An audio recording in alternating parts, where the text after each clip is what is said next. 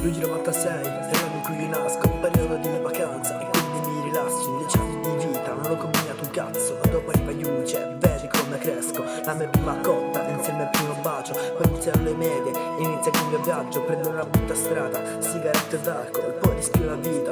Quando mi ubriaco, i primi brutti voti, i primi tagli a scuola, le mie prime liti, sempre più amare in gola. Poi diventano risse, mi faccio male, se mi guardo non mi piaccio, ma non so come cambiare. Il problema è che dura troppo sta esperienza, fino all'esame in terza media, passato con la sufficienza. Dopo arriva l'estate e io vado in vacanza, e ritiro a Bardonecchia, dentro quella stanza incontro il primo amore che dura 10 mesi, alti e bassi arriva al termine e quindi mi devasta. Ma adesso ringrazio per quello che è successo, perché io ero uno schiavo, rinchiuso in un inferno. E allora qui ti canto un testo che ti scrissi prima di capire quanto stavo sbagliando a buttare lacrime per te tutti i pomeriggi, quindi goditi sto verso, non ce ne sarà un altro.